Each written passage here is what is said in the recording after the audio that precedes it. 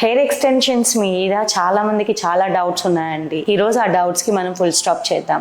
Doubt 1, hair extension వల్ల ఎటువంటి side effects ఏమైనా ఉంటాయా? ఎటువంటి సైడ్ ఎఫెక్ట్స్ అయితే ఉండవు. ఎందుకంటే మనం ఎక్స్టర్నల్ గా ఫిక్స్ చేస్తున్నామండి, ఇంటర్నల్ గా అయితే మనం ఏమీ ఫిక్స్ చేయడం లేదు. డౌట్ 2, దీని వల్ల ఏమైనా ఎక్స్ట్రా హెయిర్ ఫాల్ ఏమైనా ఉంటుందా? హెయిర్ ఫాల్ అనేది నాచురల్ గా మీకు ఎలాంటి హెయిర్ ఫాల్ ఉందో అదే ఉంటుంది, అండ్ ఎక్స్టెన్షన్స్ కి కూడా నాచురల్ హెయిర్ ఫాల్ అయితే ఉంటుందండి. సో దీన్ని మీరు మెయింటెనెన్స్ తోటి మీరు క్లియర్ చేసుకోవచ్చు. Doubt 3, scalp issues.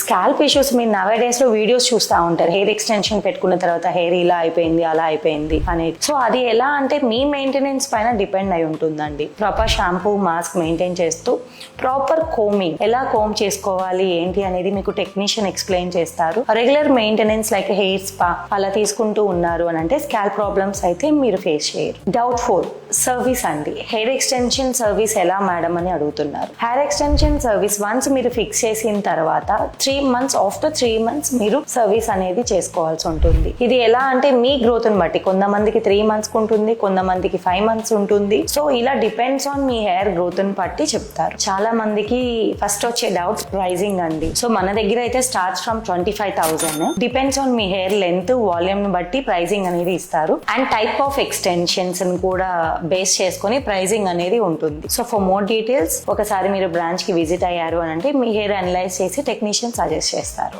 మన బ్రాంచ్ అడ్రస్ వచ్చేటప్పటికి Nellore mini bypass road opposite Taruni Reliance digital పైన 2nd floor లో ఉంటుందండి, VLCC సలూన్.